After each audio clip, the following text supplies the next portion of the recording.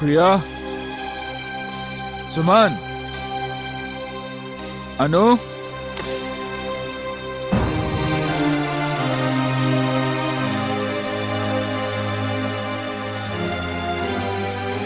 मैं जानता हूं तुम तीनों मुझसे बहुत नाराज हो। अपने भैया को माफ कर दो और घर चलो। अरे मैंने तुम लोगों को सचमुच घर से निकल जाने के लिए नहीं कहा था, वो तो गुस्से से मेरे मुंह से निकल गया। तुम लोग अच्छी तरह जानती हो कि मैं तुम लोगों के बिना एक पल भी नहीं रह सकता। चलो घर चलो बेटे, चलो। दीदी, भैया से कह दो कि अब हम उस घर में कभी नहीं जाएंगे। अनु, मैं उस चौखट पर खड़ा होकर तुम लोगों को बुलाने आया हूं जिस चौखट पर मैं थूकना भी पसंद नहीं करता। तो किसने बुलाया यहाँ पे? चले जाओ यहाँ से। ये अब यहाँ से कभी नहीं जाएंगे। मैं परायों से नहीं, अपनों से बात कर रहा हूं। मैं भी इनकी अपनी हूँ, बड़ी बहन हूँ। इंसान बड़ा कर्म से होता है, उम्र से नहीं।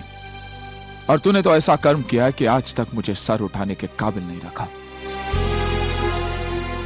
तूने जो खुद किया इन्हें भी सिखाएगी, लेकिन मैं इनकी जिंदगी बर्बाद होने नहीं दूंगा।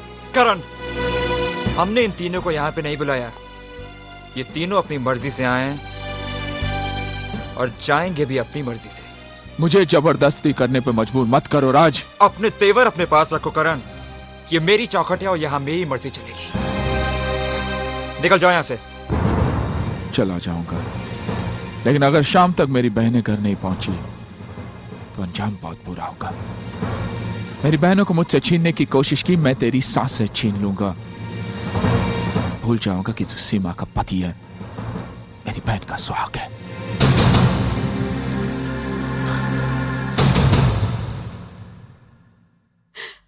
मेरे पति को, मेरे सुहाग को जान से मार देने की धमकी दी, वो भी मेरे भाई ने। वो क्या समझते हैं? वो ये नाटक करके जाएंगे तो हम डर के घर चले जाएंगे?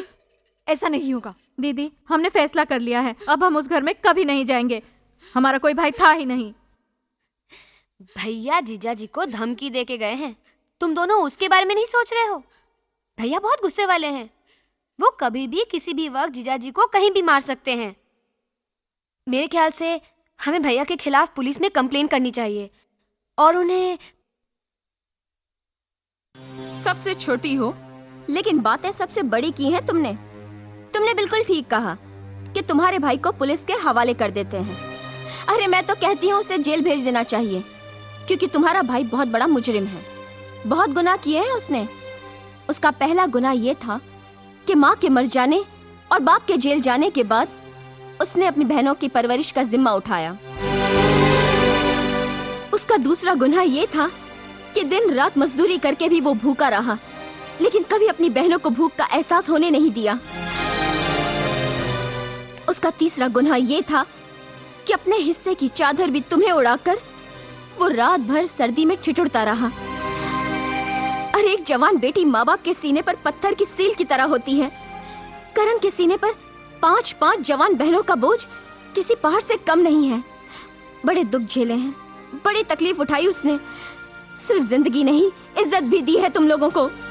और अपनी प्यारी लाडली बहनों के लिए इतनी तकलीफ उठाने के बाद करण थक चुका है। उसे आराम करने के लिए जेल से अच्छी जगह और क्या हो सकती है।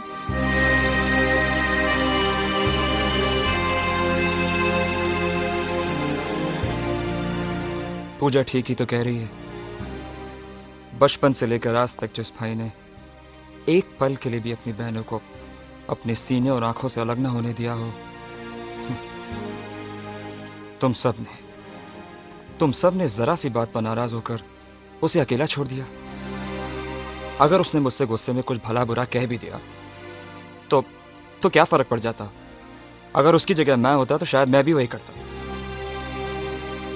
उसके गुस्से में भी अपनी बहनों के लिए प्यार था। वैसे भी हमसे उसकी नाराजगी अपनी जगह ठीक ही तो है। हमने उसकी मर्जी के खिलाफ शादी करके उसका दिल जो तोड़ा है। मुझे लगता है तुम सबको अभी और इसी वक्त करण के पास लौट जाना चाहिए। उसे इस वक्त तुम्हारी जरूरत है। उसे अपनी बहनों की जरूरत है। लेकिन जीजा जी, हम भैया के पास किस मुंह से जाएंगे? क्या कहेंगे उनको? मैं करण से बात करूंगा। मैं समझाऊंगा उसे। मैं तुम सबको उसके पास लेके चलूंगा। चलो।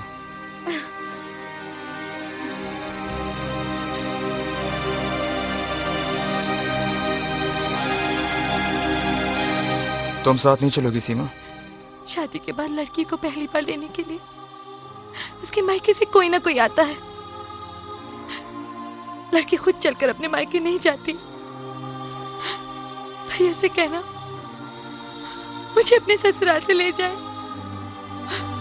मैं उनका इंतजार करूंगी।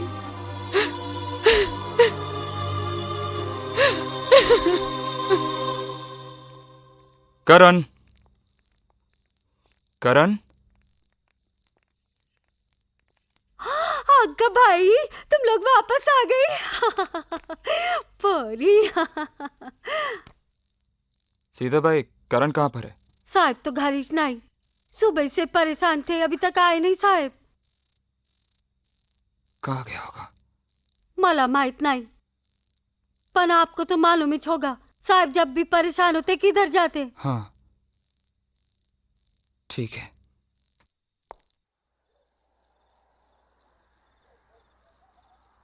करण, हम सबके बीच जो भी हुआ अच्छा नहीं हुआ। मैं तुमसे माफी मांगने आया हूं। और इतना ही नहीं, प्रिया, सुमन और अनु को भी अपनी गलती का एहसास हो गया है। उन्हें तुम्हारे घर पहुंचा दिया है। मैं तुम्हें लेने आया हूं करण, मेरे साथ चलो।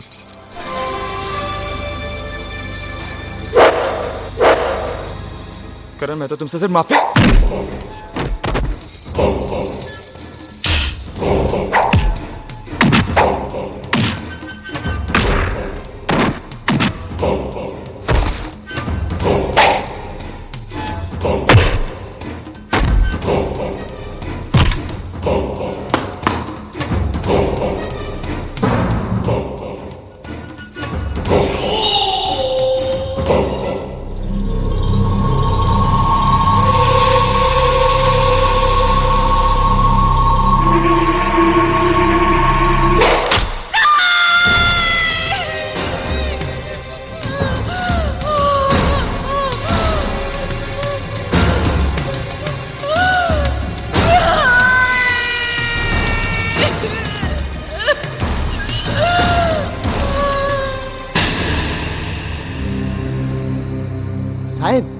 साहब, कोई तो भी उधर राज को मार मार के घायल कर दिया है।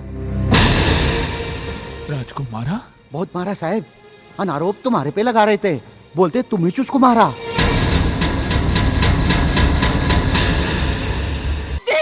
कैसे बेबस मैंने कुछ नहीं किया है। जान से मार डालूंगा, मैं इसे जान से मार डालूंगा। Try to understand. अरे समझने की कोशिश कीजिए, ये हॉस्पिटल है। अजीब बात है, ये आप लोग नहीं समझेंगे तो और कौन समझेगा? कैसे बेबस मैंने कुछ नहीं किया है। जान से मार डालूंगा, मैं इसे जान से मार डालूंगा।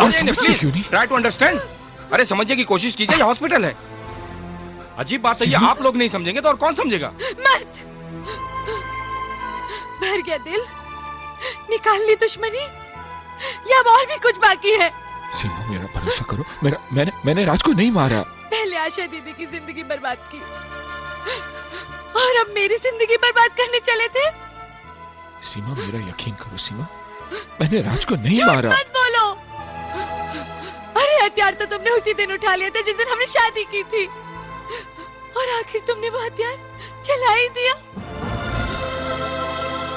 अरे राज तो तुमसे माफी मांगने आए थे और तुमने उनके साथ ये सलूक किया। चले जाओ यहाँ से, चले जाओ। पूजा, पूजा, तुम तो मेरा यकीन करो, मैंने तुम्हारे भाई को नहीं मारा। पूजा, सुन,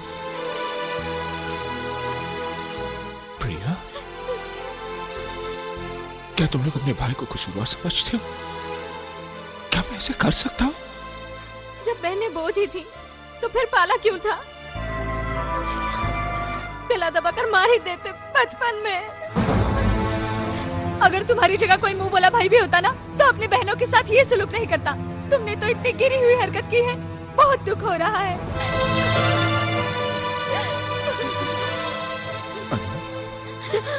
नहीं, पास मत आओ। अब तो तुमसे डर लगने लगा है।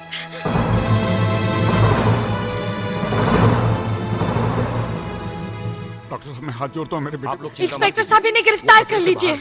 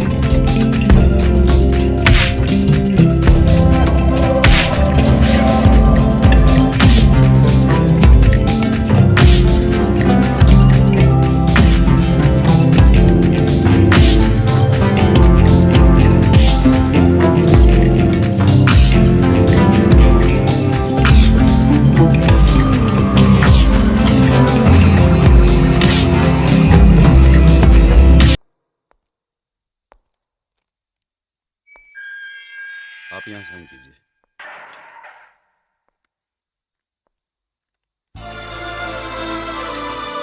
भैया, ये सब क्या हो रहा है भैया? जल्दी चलो भैया, पिताजी की तबीयत बहुत खराब है। उनके पास कुछ ही सांसें बाकी हैं। मुझसे तुमसे मिलना चाहते हैं। चलो भैया, चलो। मेरा करण क्यों नहीं आया?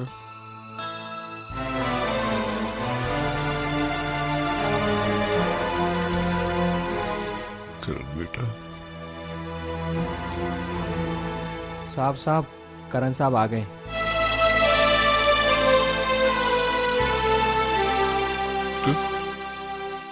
तू आ गया मेरे बेटे? इससे पहले कि मौत मुझे अपने गले लगा ले, एक बार मेरे गले से लग जा बेटा, एक बार मेरे गले से लग जा। क्या करूं? मैं जानता हूं तेरे दिल में मेरे लिए अभी तक नफरत भरी हुई है और खत्म नहीं हुई, मगर बेटा मैं तेरी मां की मौत का जिम्मेदार नहीं हूं। वरना मैंने अपने सेठ का कत्ल किया, मुझे फंसाया गया बेटा। तेरे सर की कसम, तेरी स्वर्गीय मां की कसम, मैं बेगुनाह हूं। तुझे याद होगा जब तेरी मां बहुत बीमार थी, डॉक्टर ने 2 दिन में ऑपरेशन करने को कहा। मुझ गरीब के पास इतना पैसा नहीं था कि मैं तेरी मां का ऑपरेशन करवाता। मैं मदद मांगने के लिए अपने मालिक सेठ शांतिलाल के पास गया। देखिए मुनीम जी, आप सेठ जी से कहिए कि वो चिंता ना करें। ये केस हम किसी भी हालत में जीतेंगे। ठीक है, मैं बात करूंगा। नमस्ते। नमस्ते। अरे तुम्हारी बीवी की तबीयत कैसी है? पहले से और ज्यादा खराब हो गई है। डॉक्टर ने फौरन ऑपरेशन करने को कहा, वरना वो मर जाएगी। मुनीम जी, सीडी से क्या थोड़े पैसे दिलवा दीजिए, वरना मेरी बीवी तो गई। ठीक है। मेरे बच्चे सारी जिंदगी आपको दुआएं देंगे। तुम इधर ही रुको, मैं बात करके आता हूँ। बड़ी मेहरबानी होगी। अरे बलवंत, तू फिक्र मत करो। अपने सेठ जी दिल के बहुत अच्छे हैं, वो जरूर तुम्हारी मदद करेंगे। सेठ जी, सेठ जी,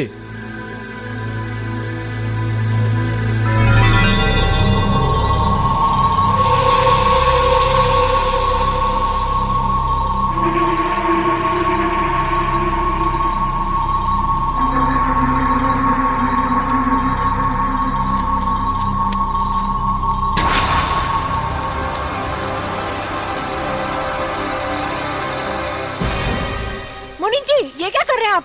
सुनिए।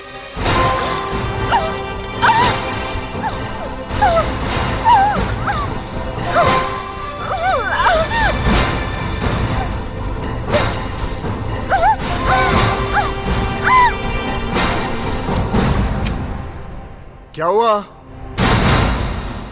रुक्मिणी? क्या हुआ? कमीने, गद्दार! अरे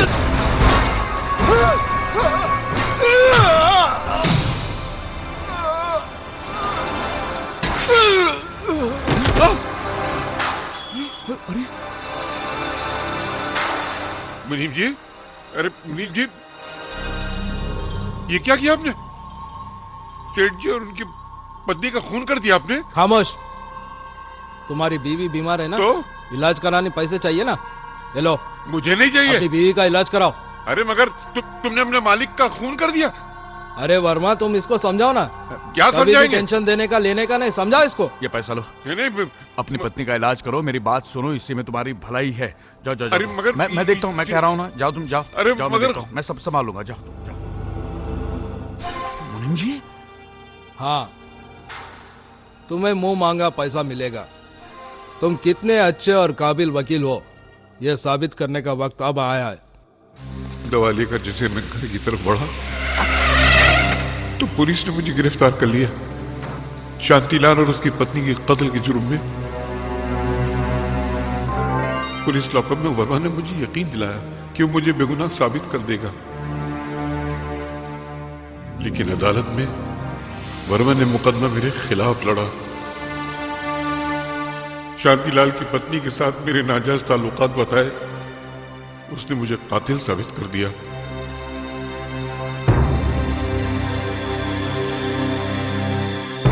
और मुझे सजा हो गई।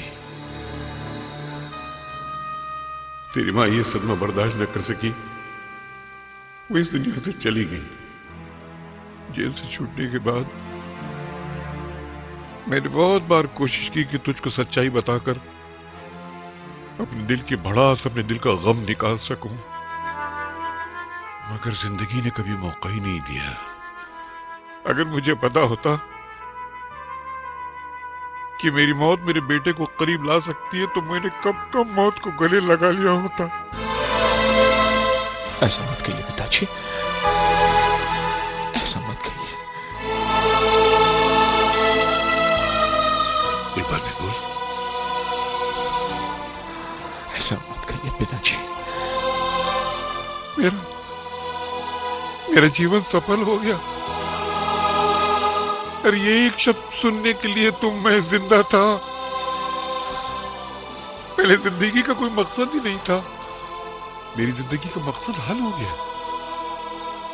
अब मुझे तकदीर से कोई शिकायत नहीं है। मगर बेटा, एक नसीहत देकर जा रहा हूं तुझे। इस बाप का एक कर्ज तेरे दामन में डाल रहा हूं। अपने दुश्मनों को कभी छोड़ना मत, उनको तबाह बर्बाद कर देना, मिटाकर खाक कर देना उनको। दोबारा उनको कभी हमारे हंसते खेलते परिवार में आग लगाने का मौका न मिले। पता कर बेटा, पता कर, पता कर। उनको मिटा देना उनको।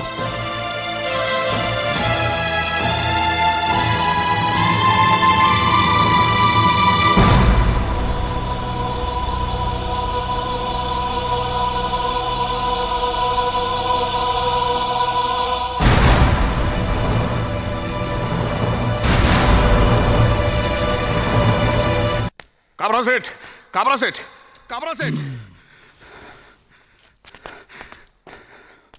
क्या बात है वर्मा, इतना परेशान क्यों है? सिर्फ बाप को मार देने से काम नहीं चलेगा काबरा सेठ, उसके बेटे को भी मारना बहुत जरूरी है। उस करण ने मेरे बेटे को जान से मारने की कोशिश की है। अपने आदमियों को भेजकर उस करण को खत्म कर दो और वो कोर्ट कचहरी की परवाह मत करो।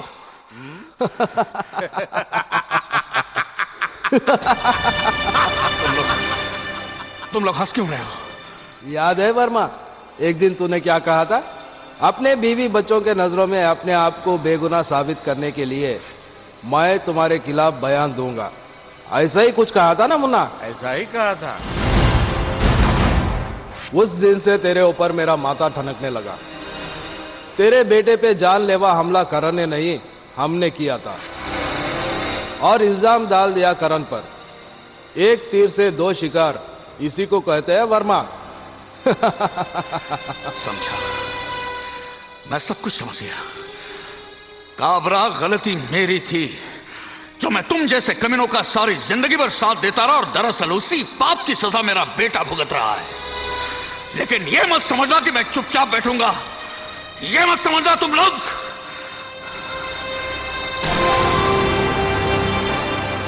भैया, टेंशन देने का, लेने का नहीं।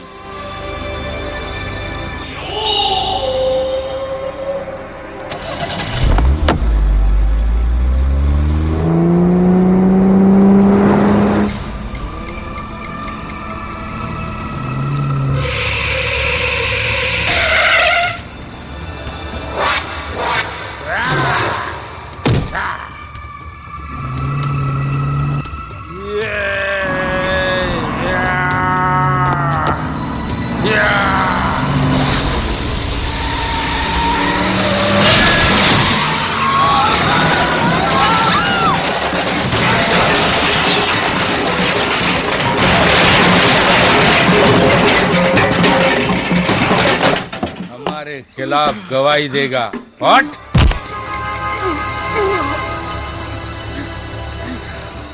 ये हमारा कोर्ट है वर्मा, यहां फैसला हम करते हैं।